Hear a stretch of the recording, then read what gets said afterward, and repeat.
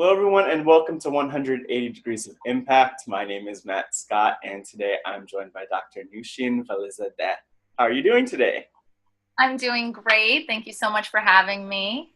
All right, I'm glad I could have you and that you can be part of 180 Degrees of Impact. And uh, I'm excited to hear about the many things that you're up to because you have a lot of things going on. But one way that I start each of these interviews, rather than like the traditional, I think someone reading the bio, is like having you, in your own words, introduce yourself to the 180 Degrees of Impact audience.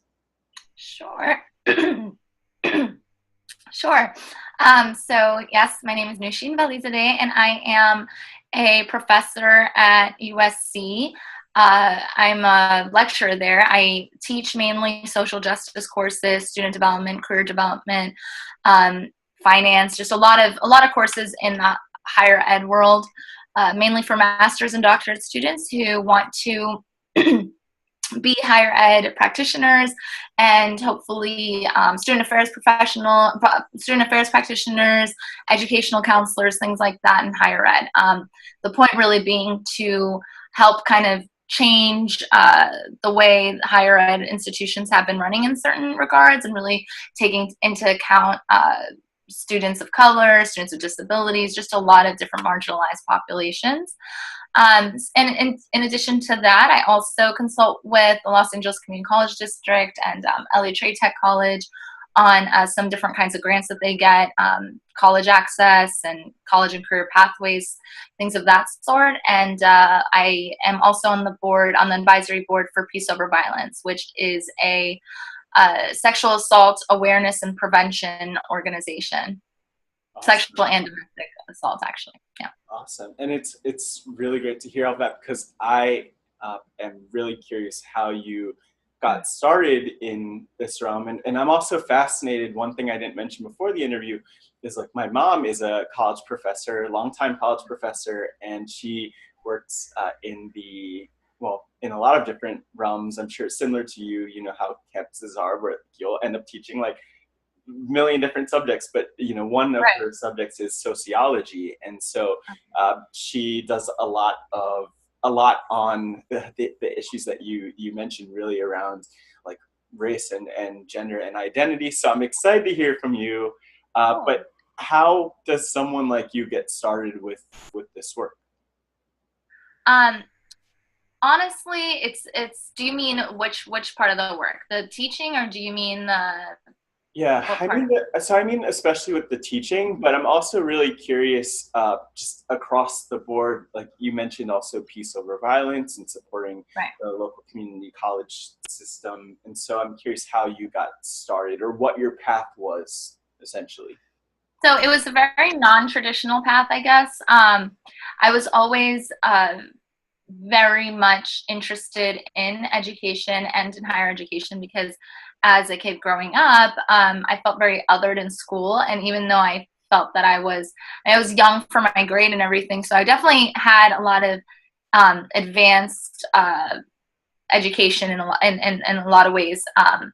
But I was really bullied a lot, and I just felt like I didn't belong, just being every target identity, being female, being Iranian, being non-Christian, I have a brother with severe disability. So there were a lot of things that really made it easy for me to not like connect with people. The only people I really was able to connect with were people of color in Boston, who were usually either Black or Caribbean or Afro-Caribbean, those populations. When I was 8, I went to Puerto Rico to visit my cousin who married someone there, and and it kind of became part of, oh, okay, like I'm Iranian, but I have now Puerto Rican cousins, and I have just a lot of different kind of ethnicities, and I wanted to be more inclusive than from the beginning than to try and be like the people who were bullying me, right? So then in college, I found a college that was very inclusive. It's called Clark University in Massachusetts. It's very much dedicated to individuality and making a difference in the world, making an impact. So that really stuck with me, and the experiences I had there were just a part of who I was. I got an MBA in finance. I worked in the finance and tax world, but I still did volunteer work on the side. I just really needed to make money and like move out of Boston and make it to LA. And eventually just like tutoring and things like that just led me into, you know, I need to get another degree, and worked a little bit in higher ed, started working at USC, got amazing opportunities with different kinds of grant projects where I just, you know, I never really had a path that like I knew was going to lead me to where I am. But I think that not having tunnel vision made me very open. So, so at first I said, oh, I want to, you know, eventually be a dean and, you know, be the president of a college. But then I got pregnant. I was finishing my dissertation, and when one of my former professors said, now that you graduated, do you mind just like teaching a couple classes since you're still have a newborn and all that kind of, you know, that part of your life might take a little while before you get back into the full-time work. And I said, yeah, sure, that sounds good. And I fell in love with it, and I just can't get out now. So, so yeah, so that's kind of how my path led to teaching, and just being able to be an activist as what I do for work rather than something I'm doing just on the side while I have a job that has nothing to do with it is also a huge added bonus. Yeah. Is there anything else you could see yourself doing as a career if you weren't in this field? Or I'll say, like, I love how you said like an activist is your work in your career. Like, where else would you have been if not in this activism realm? Honestly, the one advantage I would say I have is that I'm actually, in a way, fourth generation activist. So, so much in my blood. My great grandfather was a huge freedom fighter in Iran. My grandfather was actually murdered for, you know, his work. My uncle, everyone, a lot of my family have been leaders and active. And so, one thing that they haven't been able to do because of the way the government is actually hold any sort of political positions, because you'd have to really completely overthrow a regime and then be able to do that. So I feel like that's what the next step would have been for them. And I kind of feel like for me, if I were to, you know, move on from academia in some way, shape, or form and make this more of a transferable kind of position, really being involved in politics, I could kind of see myself doing that. I mean, I don't sit there and think I'm going to be president, but I feel like I could see myself holding some sort of political position where I can really advocate for the causes, because I don't see a lot of lobbyists who are in higher ed, you know, background. I don't see a lot of sexual assault advocates who, you know, I'm not saying they don't exist, but I don't, that's not what I hear from the various mayors and governors and things like that. So I just feel like I would be able to bring that in a position where I can actually, sorry, it's that season, in a position where I can actually create change on a more, on a larger level. You know, I think that's really powerful to hear. And it's weird to talk about this on a recorded interview, but tonight I am going to the University of Maryland to talk about, to present to a group about sexual assault. And basically what I'm talking about is the fact that I had a roommate who, very long story short, he was involved in this work, and that inspired me to get involved. And while we were on campus, he actually went on to like become the student association vice president. And then his whole platform was really focused on sexual assault in a way. So that was on a very small scale for only a year on a campus. But I think it goes to show like the importance of using your platform even when it might not be as obvious. So if we had a president, for instance, who was like anti-sexual assault and made that one of the key issues, I mean, that's like the dream for me, and I know for a lot of advocates. So I really appreciate hearing about that from you. But I would love to know more about the work that you do as part of Peace Over Violence and as part of the one of the boards, the advisory board. So a lot of the work that I particularly have done has been just really being a liaison between Peace Over Violence and colleges. And really, there's an event.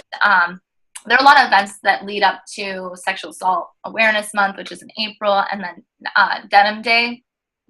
So Peace Over Violence actually started National Denim Day, which is a day that everybody wears jeans, to really show support for survivors, and really to say that what I'm wearing does not is not an excuse or an invitation to rape.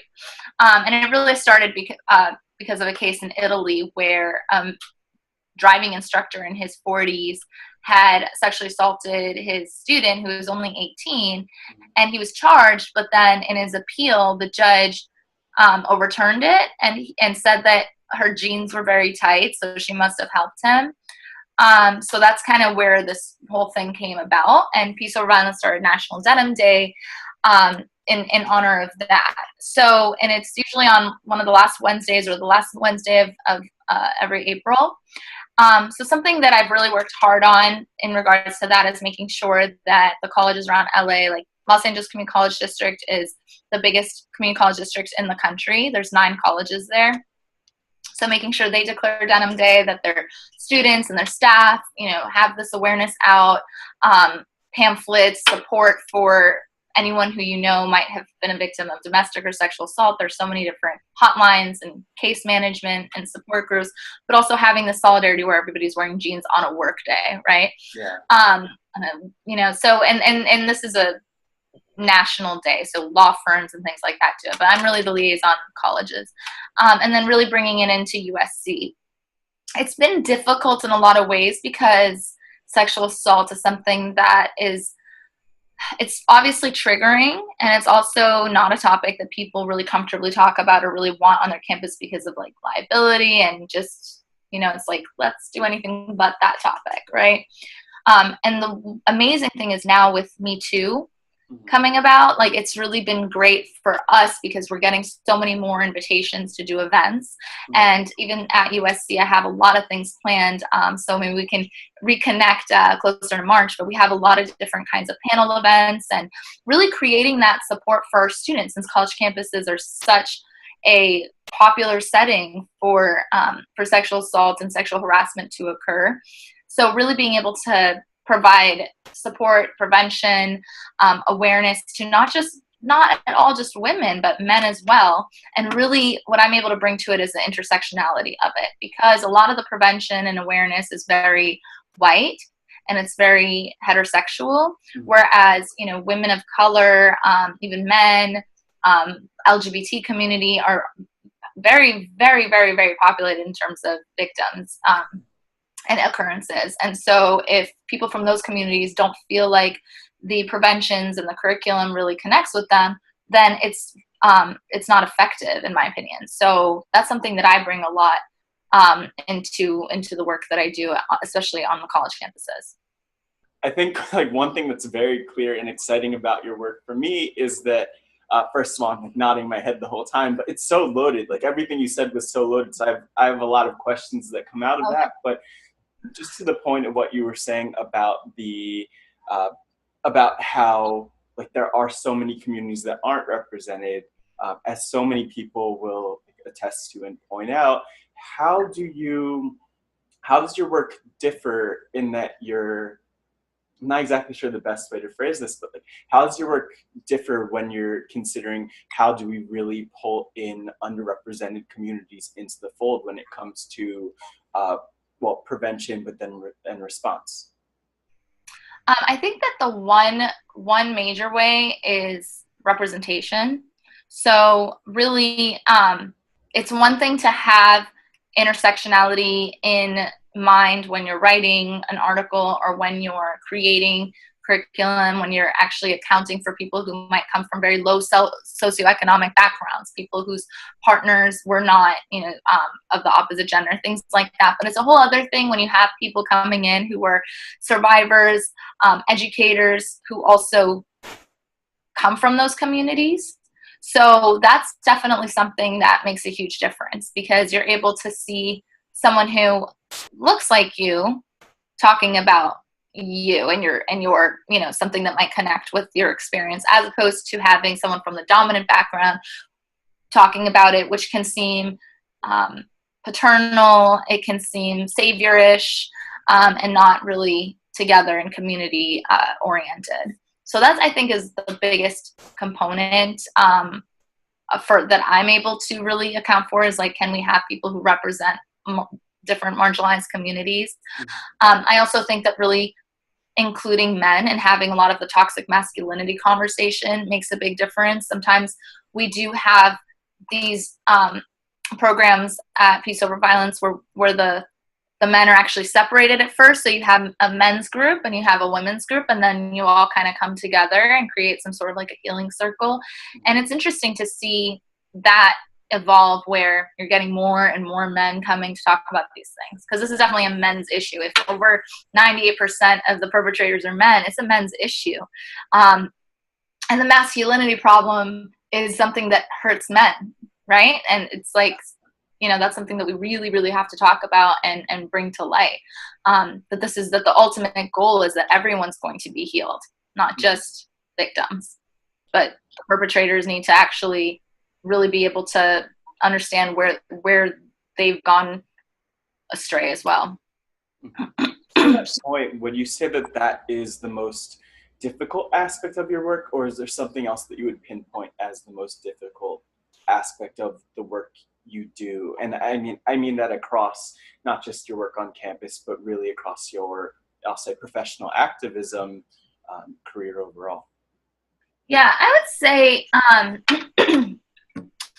probably the most difficult part is just people's willingness to have these to actually invite and have these kinds of discussions, you know. So especially it's still so taboo for people, and there's so much education that's not there, that that you have to really be careful of, because you don't want to tokenize either. You don't want to say, okay, we're going to have this type of an event and people are going to, you know, be extremely vulnerable, but then other people who are listening to their stories are not necessarily going to have the education and might still sit there and be like, but what were you wearing? You know, things like, there's so much that people just aren't aware of. There's so much language that people still use that are not, you know, it goes much more beyond very obvious and overt sexism that we hear from our president, have heard from our president. It's a lot of subtleties. It's a lot of just even what we say to our friends about when a guy, you know, gets a lot of girls, and the kinds of positive language that guy gets, as opposed to a woman, where it's like, whether she sleeps with a lot of people or doesn't at all, it's going to be negative. She's either a prude or she's a whore. She's either easy or she's, you know, teasing, you know, that kind of thing. Whereas the guy's like a pimp and he's the man, and look at so-and-so who's a rapper or who's a rock star or who's this great actor, and look at how many girls he gets. And that's a lot. That's again still toxic to the men who aren't those guys. They're the ones that are seen as now weak, or, you know, so it's like, that's a very basic component that isn't taught about on college campuses, that isn't talked about in social settings. I've had men tell me that they try and like call out their guy friends when they say things like that, and they're like, you're such a pussy, you know, just right away goes into emasculating that guy for advocating. So it's really a cultural shift that needs to happen from, I think, childhood, from birth, really, from when you do your, oh my gosh, it's a boy, it's a girl, and you start gender stereotyping, you're probably perpetuating a lot of these norms that are harmful in the future. Yeah, and I think it's exciting to hear you say all that, because just a couple of weeks ago, I was at an event where there was a panel, and the event was focused, it was called Men and the Me Too Movement, and really about how men could engage. And so there were women on the panel and men on the panel, and lots of different organizations represented. But one of the key points, so you touched on a lot, but to touch on two things, just to like reiterate them. Like, one is that it's a systemic thing and a leadership problem. So like, you know, I'm going to talk with a group of college students tonight, and they are really they're inheriting like a campus culture that is the result of the fact that our leaders, and I don't even want to think about the campuses, thinking even more broadly, our leaders like in the education system aren't prioritizing this like education and awareness. to the point where, like, at the event I went to, one of the speakers who I actually worked with at one point when I was in college, the executive director of Men Can Stop Rape, Neil Irvin, was saying that like, we don't teach algebra once a week, and like, even in the extreme, like, for a lot of people on many campuses, they get one workshop or one online module about sexual violence, and like, we need more than that. But I could go on forever. I'm like, as you could tell, very fired up for later in the day. But I want to, like, follow up, because I think that there's a lot out there, and I think you mentioned the Me Too movement earlier, and now we're seeing Time's Up, and we see a lot. We see even more hashtags. We've seen them for years, but we see more now that are in the mainstream dialogue. And I'm wondering from you, like, from the perspective of, like, how that conversation has benefited your work. How has it benefited your work? You kind of mentioned more invitations to come speak, but are there other ways that it's, actually been a positive?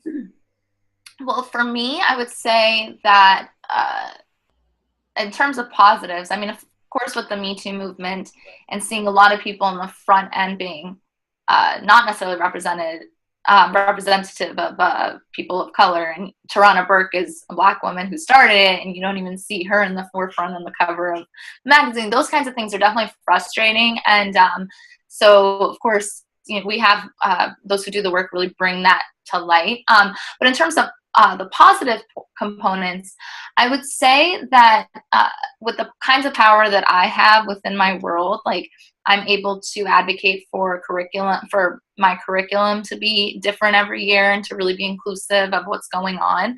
So last year, I really had a whole segment on Black Lives Matter, and had a good friend of mine from college who's a founder of Black Lives Matter in Massachusetts to, speak to my classes and things like that. So part of having the media come out is that then there's a lot of questions, and then I get to be like, okay, for part of class, you need to learn about it, read these articles instead of getting your information from Fox News and CNN and things like that, to actually have an informed discussion. And then this year I was able to do that at also Me Too. So I have a whole segment on Me Too activism on college campuses, where my students, which it's going to be around close to 90 students, are going to read some material that my colleagues and I have chosen that's not just scholarly, but also really touches on the movement and the history of sexual assault awareness and prevention. And so we're able to do that and then have informed discussion, and hopefully, continue that, and get, even if in a class of 25, if I have 3 students who become advocates and activists, like, I just look at it in 10 years, what that's going to look like. Right. Yeah. And that's a part of it. Just having a big picture as opposed to today and what's trending on Twitter. Yeah. And I think that's awesome to see. And like you mentioned, like, the fact that, like, even if you have 3 students who choose to get involved, or even if you had one, like, one thing I'm talking about tonight, and that that's hitting me now, is the fact that if my roommate weren't this guy who was involved with this, I don't know if I would still be involved doing workshops, and I don't think I would have met survivors and heard survivor stories and supported survivors, like, in the way that I have really been blessed to in the last 7 years. And so I feel like we could go on for a long time, but I want to ask, just kind of looking at the bigger picture of what you're aiming to accomplish in your career, let's say. So it's very big picture. Like, if your life were made into a book or a documentary one day, what would that title be, and why?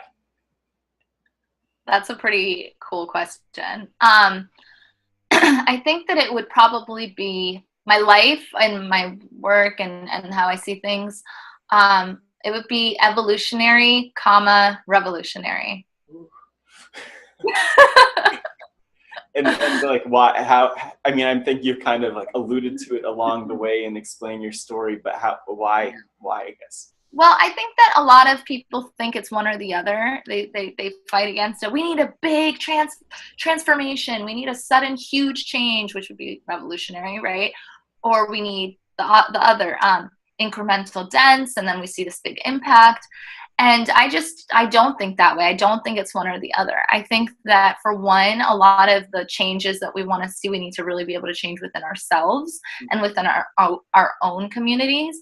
And I think that some of those changes are going to be a process, and some are going to be a huge shift that is going to be like, I will not engage in this anymore. I will not do this anymore. It'll just like a cold turkey type of thing. That's why I feel that way. I feel like something that we can shift ourselves, that is a process, and then some that is sudden. And we can also see that reflect in our society. My goal is to really be able to change the collective lens that we use to see things. The way we look at people, the way we would look at someone who is assaulted. We have a collective lens, unfortunately, to look at someone and first want to interrogate them in a way that, I'm just wanting to find out the rest of the story, but we don't do that when someone gets robbed. We don't do that with other kinds of acts as much, as often, the way we do with sexual assault, right? And it's even more amplified if the victim is a woman of color, someone LGBT, a marginalized, further marginalized identity, and if the perpetrator was privileged, So you have like a person in power who has dominant identities, and you have someone who is, I don't know, maybe homeless, right? So the way we look at that is 100% going to be that person, not we as an I look at it that way, but I just mean as a society, is first going to villainize the victim. And that goes for a lot of different issues that we talk about. We talk about police brutality. We talk about, what did he do? Well, he had THC in his system. He had this and that. It's like the power dynamics are so strong, and what we're soaking in from walking into a CVS and seeing words and images and the magazines, from the books that we're reading to our kids, Dr. Seuss imagery. I mean, these things we're learning without realizing we're learning. And unless we completely transform that component and slowly change the way we are seeing things, we're not really going to, have a positive outcome with all the work that we're doing. So that's why I would use that title. It's a long-winded answer, but no, I mean, it's interesting because clearly you have like so much wisdom to share, and so much for people to, there's a lot for people to like grab onto and learn from. And so, kind of getting toward the end of the interview, and now I'd love to know, what are some of the links that people could check out to learn about your work and to keep up with what you're up to? So with me, you can you can follow me on Twitter. It's at Dr Noosh, which is DrNoosh_V.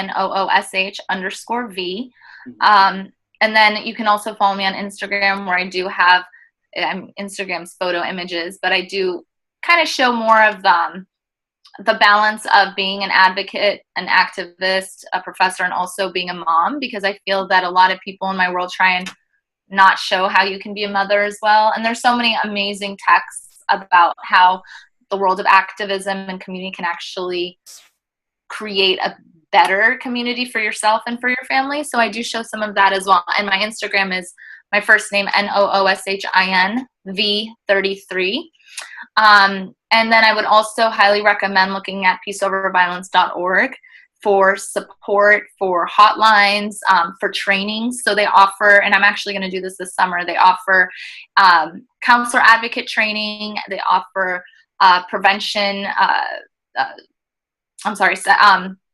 sexual assault prevention specialist training.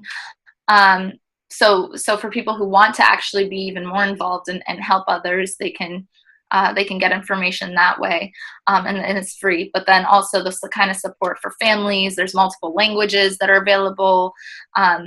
People will come to your school, to your campus, to your teens. There's a big teen youth program. So really just peaceoverviolence.org is a huge organization that is right in downtown Los Angeles. But the 24-hour hotlines, things like that, they are very much connected to other cities as well that they can refer you to that are similar. I'll check out more of that because I mean I've like even in passing heard of people who have done the peace over violence trainings, and I've of course heard of Denim Day, and I know it's I mean depending on the year and like how much people organize on campuses, it's been at GW years and years and years with Denim Day happening, and so if you want to, there's so much. I wish we could go on forever. Yeah. I just for anyone who wants to learn more about 180 degrees of impact, I need to always mention how to do that. It's www.lets.care at Let's You Care on social media. And I really appreciate this conversation. Thank you for Course. taking the And time if out. anyone's really interested in getting their businesses, their schools, or anything involved in Denim Day, just find where it's at in your city, what the date is in your city, because it's not the same date in every city. Mhm. So you can actually even look at peaceoverviolence.org/Denim Day to get more information on how to do that. A lot of times it's only a $5 donation, and you get like they send you pins and a slideshow and things like that, so that you can declare it within your own company or school. Awesome. So I will definitely be celebrating Denim Day. But until then and until next time we connect, as I say at the end of each and every interview for the audience who's watching, keep impacting.